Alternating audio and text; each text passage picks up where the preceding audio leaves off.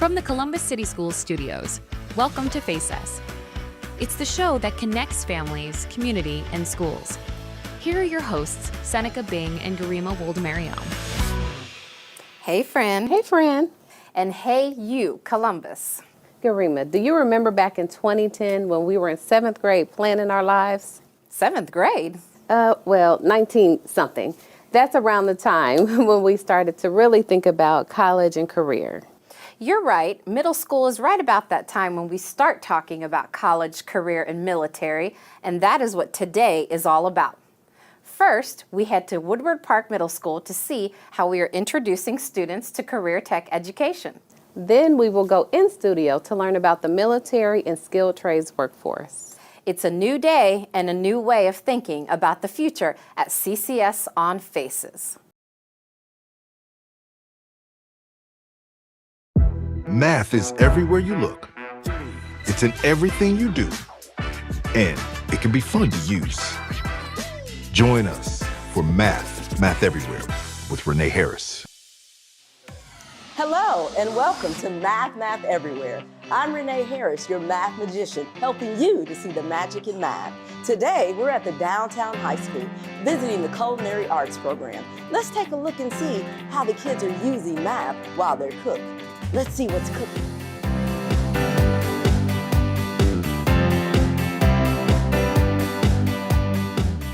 Hey Gavin, how are you today? I'm good, how are you? I'm great. What we got making today? We're making some banana bread. We're making some banana bread, and look at what you're doing right there. She's measuring ingredients.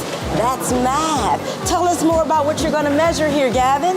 We're gonna measure everything. We measure out the buttermilk right in here with our liquid measuring cup. Yes. And then we're gonna measure our dry ingredients with our dry measuring cups. And at home, if you're cooking, you may not have all these wonderful measuring utensils, but guess what? If you have a half a cup, you can use 2 half cups to make 1 cup. Is that right, Gavin? Sure is. Do you all ever have to convert anything while you're... Like what? Give us an example. We have to convert tablespoons to ounces all the time. Hey, look who I found. It's Chef Harris. He's the instructor here at the Downtown High School in the Culinary Arts program. So today, we're paying attention to all the wonderful ingredients that Gavin is measuring for that banana bread. Yes. And we're talking a little bit about conversions. Yes. We're talking a little bit about how if there's, like, and we're cooking at home, we may not have all these wonderful measuring tools. Right. Maybe we only have a 4th cup. Absolutely. And so we talked about what we could do if a recipe called for a half cup, but we only have a 4th cup. Right. Do you all ever have to do any kind of conversions like that here in class? Every day. Every day? Every day. Give us an example of what something you have to do. So what I'll do is if we have let's say we're using ground beef for the day. Yes. If they know that they need a pound, I'll make them convert that into ounces before they can take it.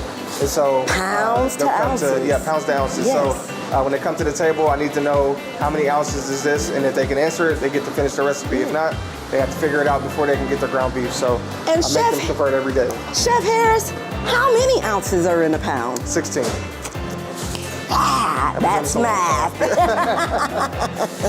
So I guess it's that time to put the batter in the pan and pop that in the oven. And again, what's the temperature that oven has got to be set at? 350. That oven has got to be set at 350 degrees. Now, kids, if you're baking at home, make sure you get some parent supervision before you start playing around that oven. So, it looks like I've got my batter. Now, I'm going to let the professionals finish this off. Did I do a pretty good job of getting that in there? Pretty good. All right, so we've got that oven set at 350 degrees. And tell me again how long this banana bread has got to cook. 55 minutes. 55 minutes, which is about an hour. That's time. That's math.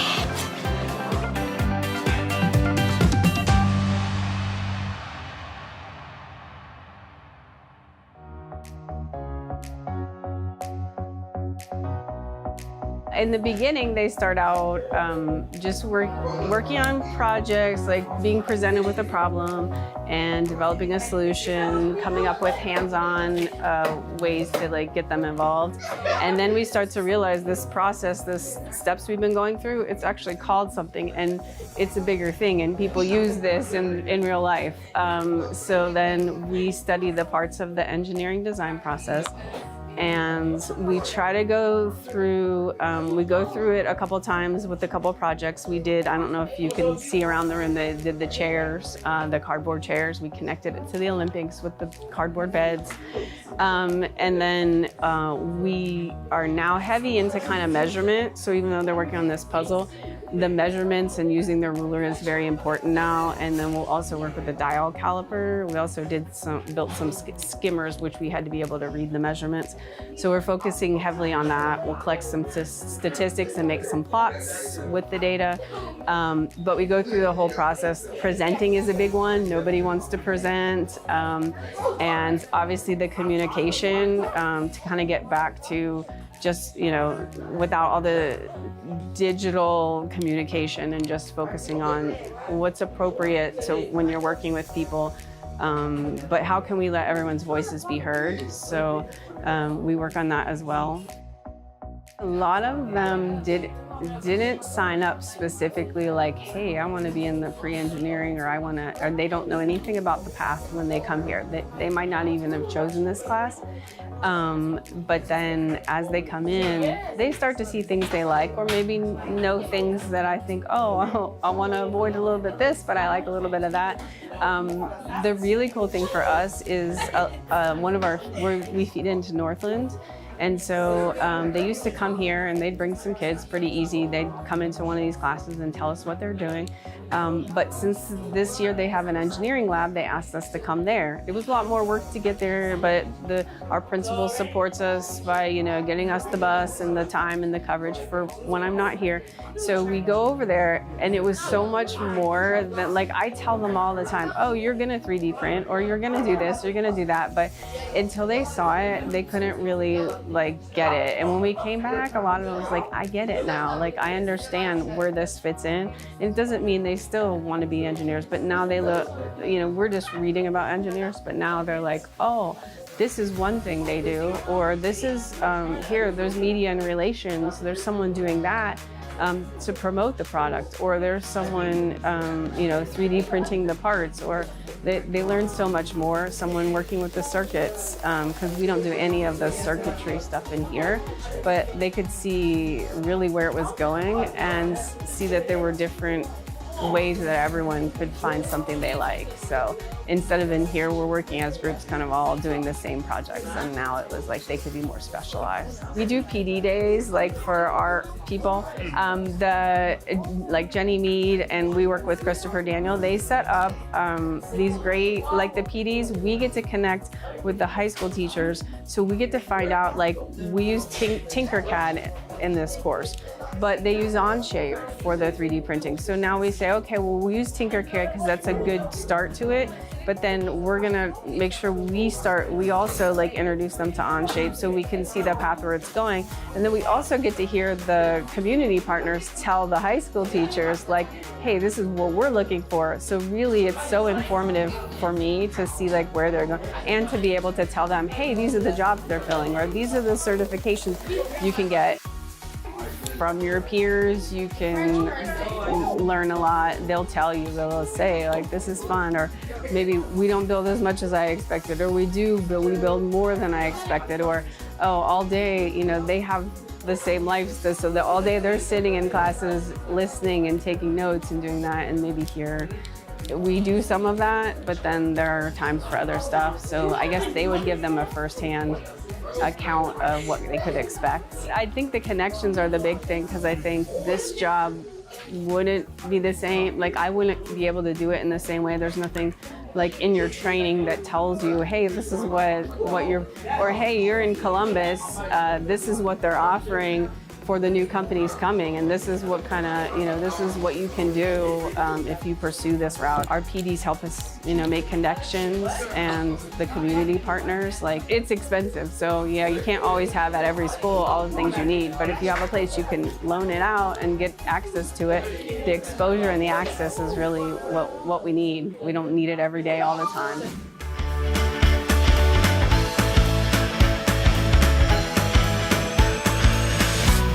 Welcome, and thank you for joining us this evening. This evening, I am fortunate and lucky enough to have two guests with us to talk about options after high school.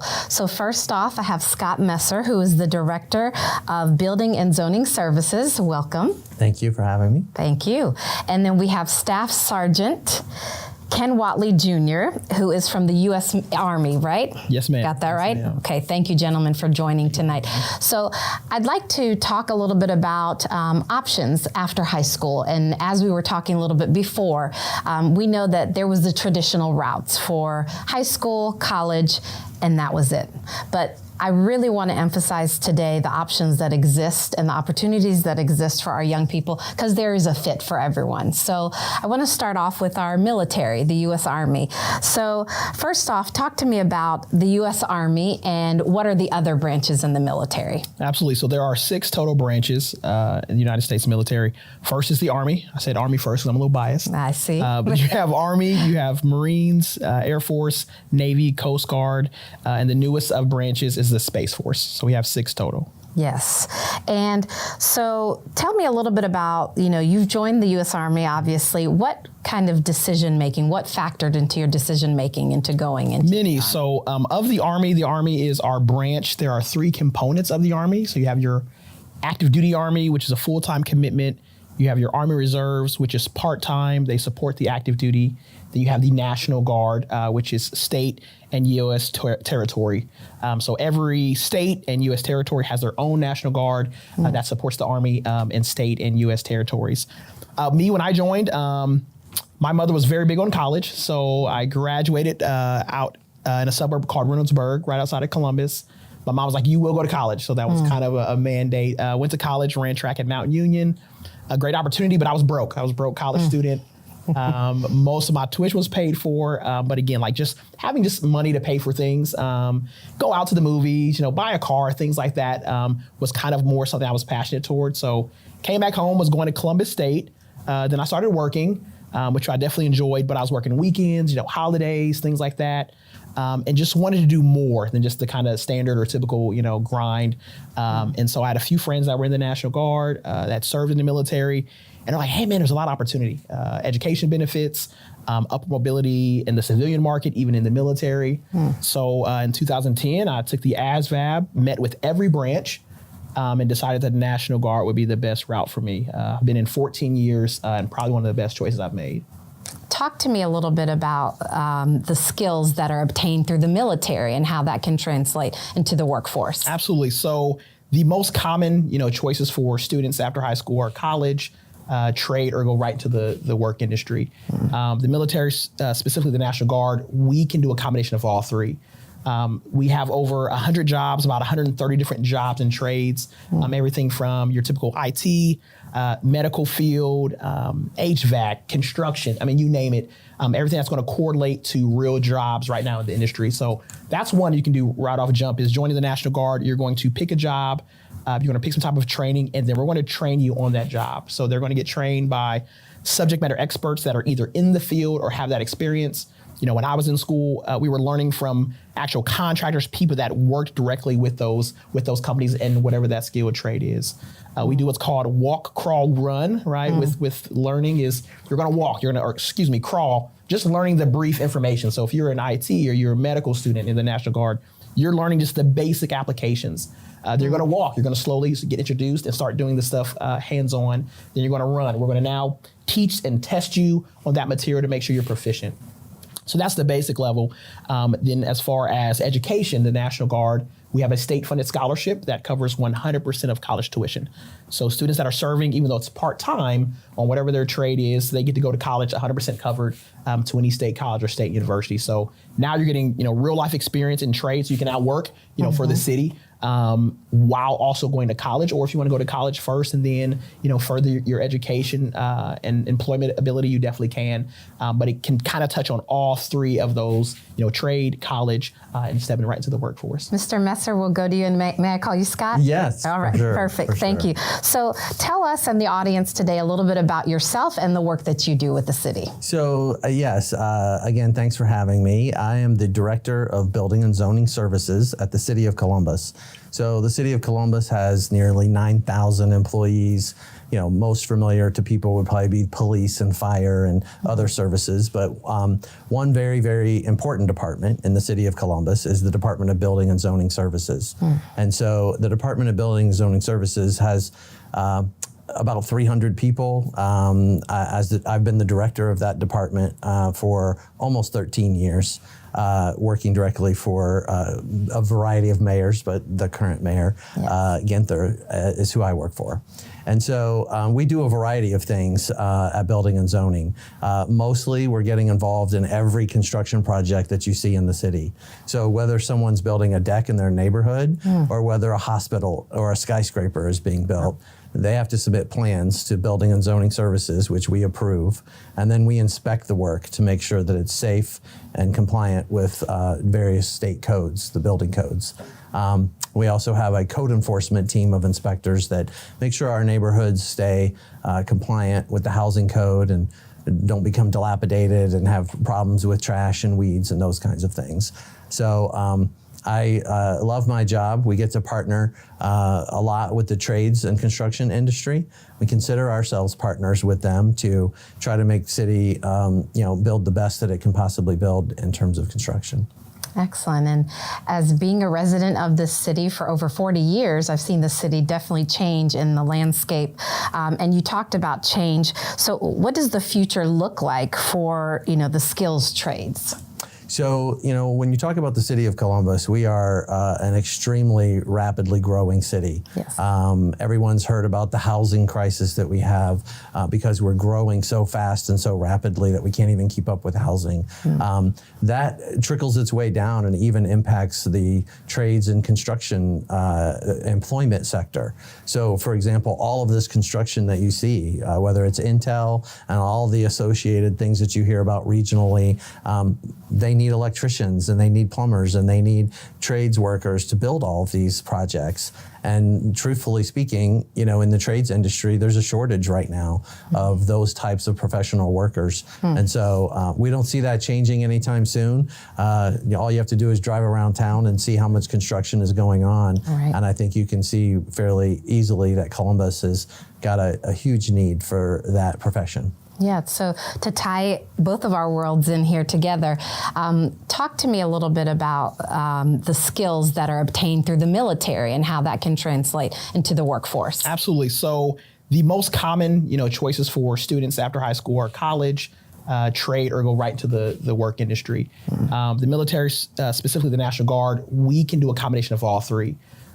We have over 100 jobs, about 130 different jobs and trades, everything from your typical IT, medical field, HVAC, construction, you name it, everything that's going to correlate to real jobs right now in the industry. So that's one you can do right off a jump is joining the National Guard. You're going to pick a job, you're going to pick some type of training, and then we're going to train you on that job. So they're going to get trained by subject matter experts that are either in the field or have that experience. When I was in school, we were learning from actual contractors, people that worked directly with those companies and whatever that skill or trade is. We do what's called walk, crawl, run, right? With learning is you're going to walk, crawl, just learning the brief information. So if you're an IT or you're a medical student in the National Guard, you're learning just the basic applications. You're going to walk, you're going to slowly get introduced and start doing the stuff hands-on. Then you're going to run. We're going to now teach and test you on that material to make sure you're proficient. So that's the basic level. Then as far as education, the National Guard, we have a state-funded scholarship that covers 100% of college tuition.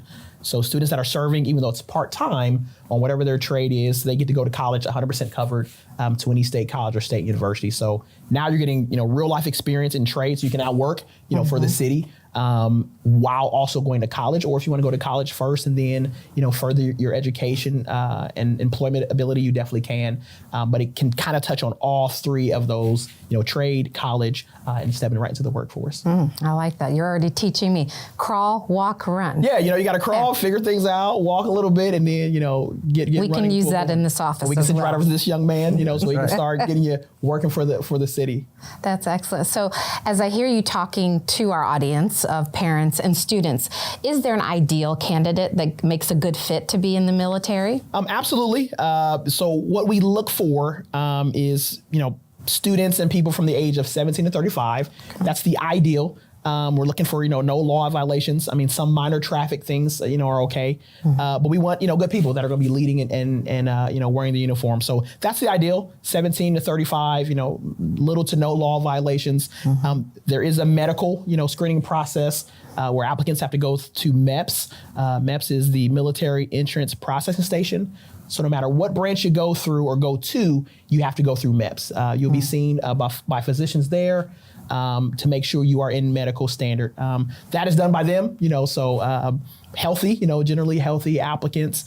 We do have an ability to, if you are over, 35, so that 36 to 42, that still young generation, right? Right. You can still join. So, I've seen, people that are about 41, 42 still able to join. So there's no perfect candidate, but definitely within those parameters. So between 17 and 42, generally healthy and no law violations, you're great. But still call your local recruiter and find out if you're interested because, trying to get the opportunity, is never a bad idea. To go back to the city and the workforce and career tech here, so as our high schoolers are making their considerations and plans for next steps, what types of things should they consider when planning post-graduation if they're heading into the workforce? Well, obviously, if they're heading directly into the workforce, and obviously what we're looking for are some of the students that are focused on the construction trades industry. And I think taking advantage of a lot of the things that we're offering them while they're still in high school is one of the first things that they can do to get prepared. So whether it be job shadowing or whether it be taking advantage of some of the visits and on-site things that we do, we would also encourage them to, apply for internships and some of the certain programs that we offer. Having the opportunity to just learn, about the building and zoning department. We are going to be a part of what they live and breathe for the next however many years if they choose this profession. They also have access to people who've done this for 20 years. Hey, how's your experience been? Being able to interact and talk with folks who've been there, done that. My head inspector who runs the entire program, he started when he was at a very young age, just out of high school. Ask your kids about what we're doing and making sure they have an opportunity to get involved because there's some pretty exciting things that we're doing. So you're going right to the question I was about to ask with parents and families. So what advice or tips do you have for those that are walking alongside their students in whether it's a caregiver or parent family? Not every kid is going to go to college. Right. And I guess what I would want to send a message to these parents and caregivers is that's okay. There are wonderful, exciting, amazing career opportunities, whether it be in the military, whether it be in the trades and construction industry. There are high-paying, good benefits, great long-term career jobs that don't require a college education. And so don't be disappointed in that. Encourage your students that, hey, okay, fine, you don't want to go to college. I know you said your parents were like, you're going to college. Right. And I have a more traditional background of going to college and that type of thing. But I have hundreds of people that work for me that make a lot of money and do really well for their families and have great vacation and benefits and a career path that they didn't go to college. And so I would just want them to hear that invest in your kids, even if it's not in college, invest in something like what we offer in the construction trades career path. Yeah, and it sounds like they're very passionate. Just from your passion, I can tell that they're very passionate about the work. Staff Sergeant, what about you? What are some tips? Parents call me, 614-512-7519. No, I'm kidding. Just to kind of caveat what he said, there's so much, opportunity. What's funny is I was looking at, what does opportunity mean? Opportunity is defined as a set of circumstances that affect your possibility to do something, right? Like you said, not everyone can afford to go to college. So I would just say that, one, look at all the options. I talk to students almost every day, and I tell them, you can spend time on TikTok and social media and all these other things, which is nothing wrong with that. Take an hour this weekend. And just look at what do you want to do? I have those conversations with my kids, well, I want to go to college, or hey, I want to work. We'll Google it. Google what is it? I want to be a teacher. Google, how much does a teacher make? A lot of it is just sitting down with your student and ask them, hey, what do you want to do? And have we taken time to look at those type of things? And then what opportunities are out there for me to go and be a teacher? I talk a lot on trades. you can make a lot of money. Well, like he said, you can earn, be a high earner, do well, vacation time, and not go the traditional route of having a degree. Not that there's anything wrong with having a degree, but student loans, they're very expensive. So again, I'm biased. That's why I joined the National Guard, because it gives you the opportunity to do all three. So soldiers can go, learn a trade, learn a job skill, come back to Ohio, and then work directly for your city. Law enforcement, right? You can construction. One thing is that we're going to always need construction. There's always going to be buildings, houses. So look at, you can kind of look at the trajectory of jobs of, hey, I'm pretty sure that for as long as we live, you're going to need to build something, right? And computers and AI can only do so much.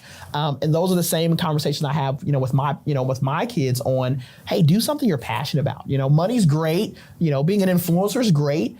But what do you want to do when you wake up in the morning? What would you do if you got, if you didn't get paid, right? So again, looking on, online, what opportunities are out there? If students want to go to college, okay, well, how can I get college paid for? Even if you don't join the military, which I think is a great option, there's so many funds out there, so many grants that students can take advantage of. They just don't know about them. So I just fully encourage parents from one parent to another, look online. I'm in a position now where, thank God, because I do serve, I'm able to actually pay for my, my children's, college through the GI Bill, which is a great blessing to have, but it's because, I served. So I would just say parents, sit down with your, kids, have them get off the Xbox, have them, before they go to the movies or go shopping. Hey, let's sit down for an hour Saturday and let's make a plan. Let's write down what do you want to do. Let's write down, 1 to 5 options, and then, reach out. If they want to, go into construction, hey, reach out. Maybe you can do a shadowing. When I grew up, we had, take your kid to work day. I don't know what happened to that, but you got to go in and kind of talk to some people that were doing the actual job. When I have applicants that are interested in joining the military, I bring them into training. Don't just take my word for it. I'm old, right? My kids call me old. Come into training. You can talk to someone that's working in the National Guard, that's in the medical field, and get hands-on experience. You can talk to someone that's in the dental world. Sit down with your kids, and I definitely would say, look into the military, talk to the branches, get some experience, because there's so much opportunity that they can take advantage of, regardless of their background, where the military is willing to invest into their future and making them the best that they can be. Perfect.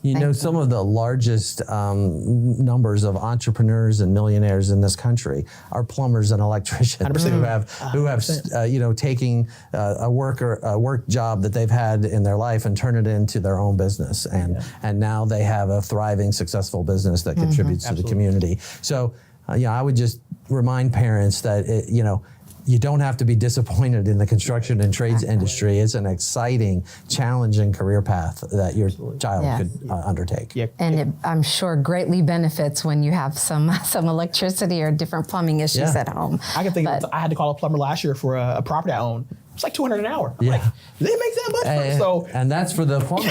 Right, Think about the person who actually runs the business and owns the business. Who's able to hire those plumbers. 100%. So from the city level to the state and national level, thank you all for giving the hand back and helping our young people to really work towards their potential and see alternatives to just the traditional path. That was really our point and our purpose for the conversation today. So just know, audience, that you're not alone. There are many professionals that are here to help you, and we thank you, gentlemen, for joining us today. Thank you for having me. Thank you for having me. Thank you. Really appreciate it.